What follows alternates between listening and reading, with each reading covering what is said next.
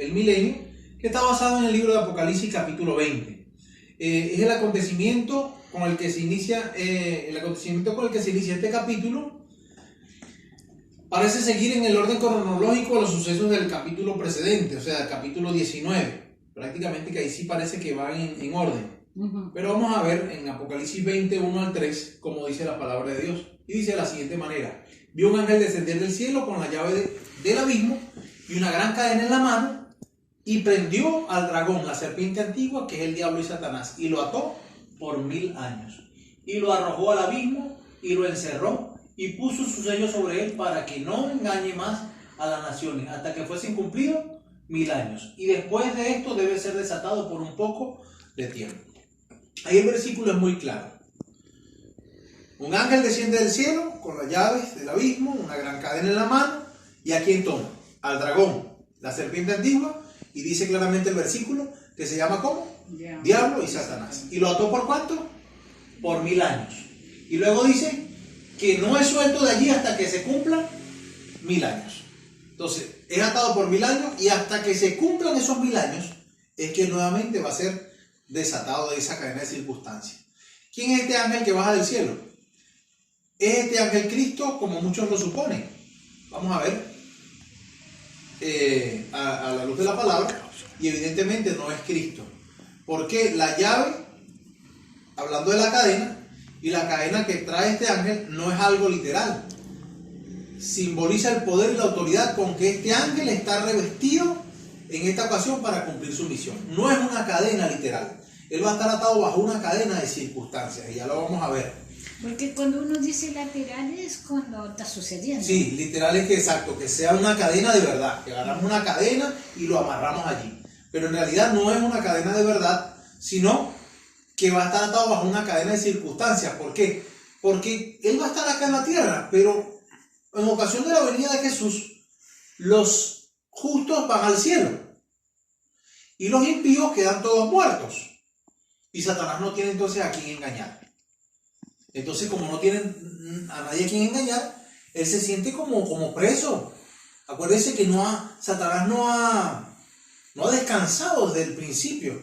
Es una de las cosas que ha sido constante en su andar y en su engañar. Entonces ahora se encuentra atado a una cadena de circunstancias porque no encuentra a quien engañar. ¿Ok? ¿Qué es el abismo? Porque dice que lo arrojó al abismo. El abismo, la palabra original significa un precipicio sin fondo. Su empleo parece demostrar que la palabra denota cualquier lugar de tiniebla, desolación y muerte. En realidad, un texto que nos ayuda a comprender ese significado está en Génesis 1.12,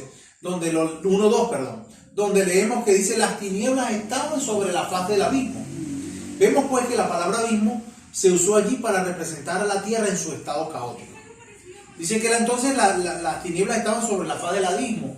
Entonces aquí vemos, antes de la creación, de cómo estaba la tierra desordenada y vacía sobre la faz del abismo, y nos presenta ahí la tierra en un estado caótico. Ahora, fíjense que es exactamente en esta tierra donde Satanás va a estar atado, lo arrojó al abismo, pues lo arroja a la tierra en un estado caótico. Acuérdense que venimos de donde en aquel ángel realiza esta obra, y la tierra está como en su vasta expansión, está totalmente desolada y está cubierta de muerte. Acuérdense que venimos de siete plagas que cayeron sobre la tierra y que acabaron con muchas cosas. Finalmente viene un terremoto antes de la venida del Señor, y ese terremoto mueve todos los cimientos, islas enteras desaparecen de su lugar, cordilleras enteras son desaparecidas. Entonces la tierra está en un estado caótico, tal cual como cuando la tierra estaba desordenada y vacía. Y bajo ese esquema es donde Satanás se encuentra atado bajo esa cadena de circunstancias, porque no encuentra a quien engañar. No hay vida sobre el planeta. Todos los animales, todas las bestias, todos los seres humanos están todos muertos.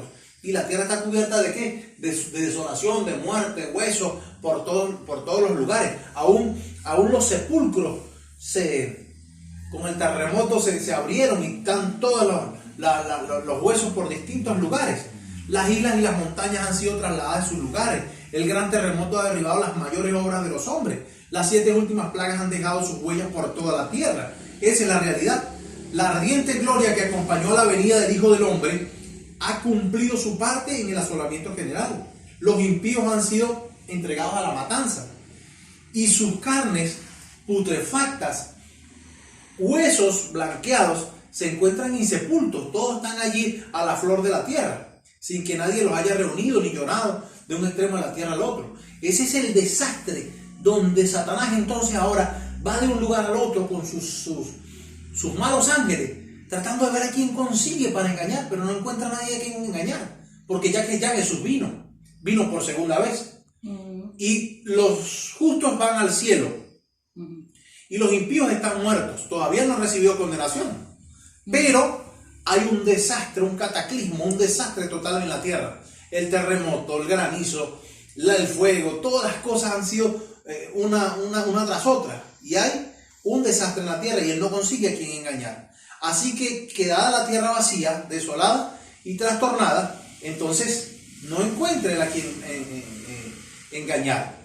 Ahora, ¿qué término más exacto que esta expresión abismo para usarse para describir la tierra mientras avanza en su carrera de tinieblas y desolación durante los 1000 años? Entonces, por eso dice, lo arrojó al abismo. Quedó un estado caótico en el cual estaba la tierra. Así que Satanás entonces estará encerrado durante este tiempo entre las ruinas ocasionadas indirectamente por él mismo. Porque al final todo lo que está allí, todo el caos que estamos viendo en este planeta, ¿es culpa de quién? Es culpa de Satanás. Ahora, él no puede huir de esta habitación de desgracia, ni reparar en lo mínimo su espantosa ruina. Él no puede hacer nada. Y se encuentra ahí entonces, en ese desastre. Satanás atado, ¿no? Ahora, una vez que la tierra fue desolada, ¿por cuánto tiempo fue atado Satanás? Bueno, leímos el versículo 2, que fue atado ¿por cuánto? Por 1000 años.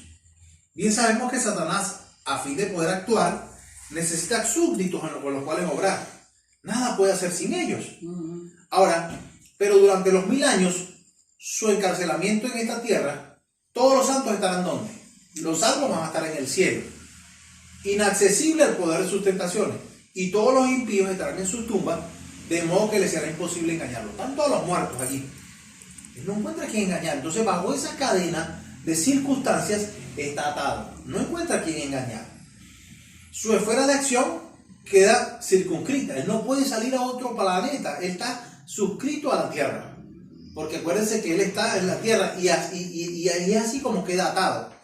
Queda condenado a un estado de inactividad desesperada durante este periodo. Él está desesperado, está inactivo. Acuérdense que siempre fue activo. Y no solamente ello, un espíritu tan activo como lo fue durante los últimos 6000 años, mientras seducía a los habitantes del mundo de generación en generación. Ahora esa inactividad será un castigo de la más intensa severidad.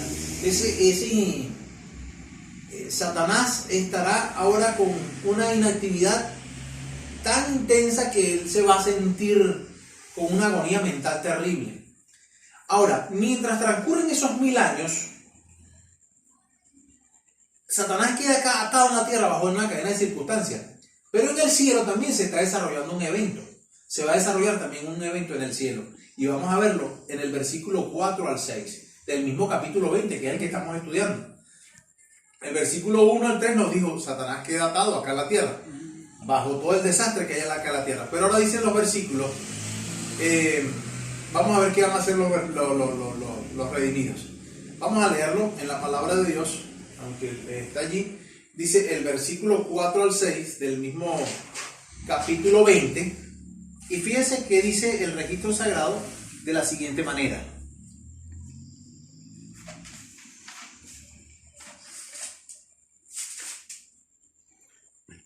Dice, y vi tronos, y los que se sentaron sobre ellos le fue dado juicio. ¿Qué vio el profeta? Vio tronos. Y los que se sentaron sobre ellos le fue dado juicio. Vi las almas de los que habían sido decapitados por el testimonio de Jesús y por la palabra de Dios, y los que no adoraron a la bestia ni a su imagen, y que no recibieron la marca ni en su frente ni en sus manos, y vivieron y reinaron con Cristo por 1000 años. Esos mismos 1000 años que Satanás pasa acá en la tierra, el profeta ve tronos y ve que reinaron con Cristo los santos, las almas de todos los salvos que no adoraron a la bestia, que no recibieron la marca, que no se postraron ni a la bestia ni a su imagen. Entonces moraron con Cristo 1000 años. Mientras que Satanás está atado 1000 años acá en la tierra, bajo una cadena de circunstancias, los salvos, y quiero en la gracia de Dios que seamos fieles para nosotros morar allá, vamos a estar con el Señor en un juicio. ¿Ok? Fíjense cómo entonces ya los redimidos vamos a estar ¿cómo? Vamos a estar salvos en el cielo, en la gloria. Que es lo que dice, lo que acabamos de leer en el Apocalipsis. La mayoría de los que resucitaron en la primera resurrección universal o general, en la segunda venida de Jesús, ellos fueron aprobados en el juicio investigador. Por eso creemos como pueblo, que empezó un juicio investigador. El juicio empieza ¿por quién? Empieza por la casa de Dios. El juicio empezó por la casa de Dios. Y si el juicio empezó por la casa de Dios, entonces el otro juicio no va a ser para la casa de Dios. Porque la única manera de poder ser hallados, aptos para entrar en el cielo, es porque primero se realiza un juicio. Y el juicio investigador es lo que creemos como pueblo adventista. Fuimos aprobados entonces en ese juicio investigador, llevado a cabo desde el año 1844 hasta un poco antes de la primera plaga, y luego, durante los 1000 años, se les da facultad de juzgar.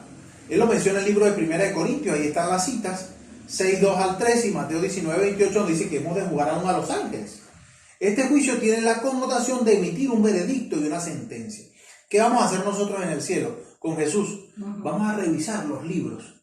Y entonces viene el veredicto que dará el Señor. ¿Contra quién? Contra los impíos. Y ahí al fin de los 1000 años es donde se van a levantar, porque el Señor va a resucitar a los impíos. ¿Para qué? Para darles la sentencia de este veredicto que se va a dar, que vamos a estar desarrollando. ¿Quiénes? Los justos en el cielo. Para todos aquellos que no fueron salvos, es este veredicto. Inclusive los malos ángeles. En los 1000 años comprobaron por qué razón los impíos se perdieron y cuáles fueron su pecaminosidad y sus malas obras. Y entonces ahora determinaron, los justos, vamos a determinar en el cielo, junto al Señor, la sentencia para cada uno de ellos y por qué no fueron aptos para entrar en el reino. Ese es el trabajo que vamos a hacer los justos, el pueblo de Dios, los salvos en el cielo. Revisar los libros, de emitir el veredicto o la sentencia para el veredicto que la sentencia da el Señor, para que los impíos puedan saber por qué se perdieron. Satanás está aquí en la tierra, los justos estamos en el cielo, y se cumple la profecía de Daniel 7:22, donde los santos juzgan y reinan, según Daniel 7:22. Y al comprobar cabalmente cada caso, en todos sus aspectos ocultos, vindicaron a Dios como justo y verdadero. Y entonces se determina la sentencia de cada persona y su sufrimiento será equivalente con sus malas obras. Ahí están los versículos que corroboran cada una de estas verdades. Por tal motivo, mientras que Satanás está atado con una cadena de circunstancias aquí en la tierra, los justos estamos desarrollando un juicio en el cielo. Miren, ¿qué sucesos se verifican al terminar los 1000 años? Primero, uno de ellos. Los muertos no volvieron a vivir hasta que se cumplieron 1000 años. Dice claramente el versículo 5, los muertos, los que están muertos allí, ellos no van a volver a vivir sino cuando se cumplan los 1000 años. ¿Qué va a suceder al final de los 1000 años? Ya lo vamos a ver. Luego el versículo 7 y 8 dicen que Satanás será suelto de la prisión y saldrá a engañar a las naciones. ¿Por qué Satanás dice que es suelto de su prisión? Porque los muertos, los impíos, después de los 1000 años, ¿quién los va a resucitar? El Señor Jesús. El Señor Jesús los resucita, ¿pero para qué? Para entonces darle su veredicto. Para darle el veredicto y la ejecución de esa sentencia. Y Satanás entonces queda suelto de su prisión. ¿Por qué queda suelto de su prisión? Porque ahora cuando ve que toda esa gente está resucitada, ¿qué hace? Dice, mira, yo lo resucité. Él llega y le dice, yo lo resucité. Y como yo lo resucité, mira, nos quitaron la ciudad. Acuérdense que en esa tercera venida del Señor desciende la Nueva Jerusalén. Y en el descenso de la Nueva Jerusalén, ahora Satanás le dice, yo lo resucité y ese poco gente que están adentro de la ciudad me quitaron la ciudad. Y ahí se preparan para la última gran batalla. Otra cosa, Satanás los reúne para la batalla, para la gran batalla del gran día, el Armagedón. Y rodearon el campamento de los santos y la ciudad amada. Y van a asaltar la ciudad. Y cuando ellos van a asaltar la ciudad, dice el versículo 9, y Dios descendió fuego del cielo y los consumió. Entonces ahí es donde viene el descenso del fuego del cielo para consumirlo. Y el diablo fue lanzado al lago de fuego, dice el versículo 10.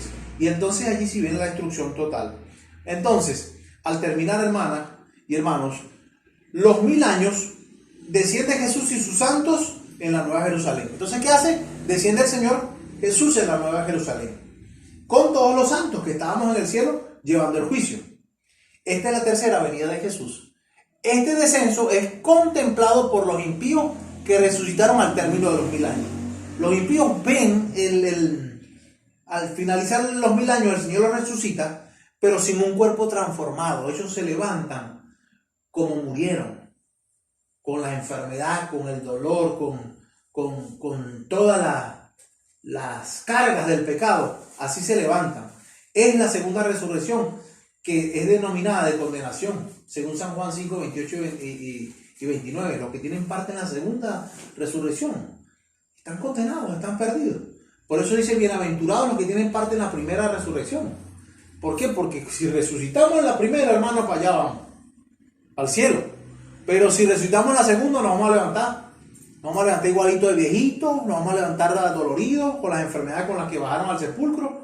Pero el que se levanta en el Señor se va a levantar transformado, en un abrir y cerrar de ojos a la final trompeta.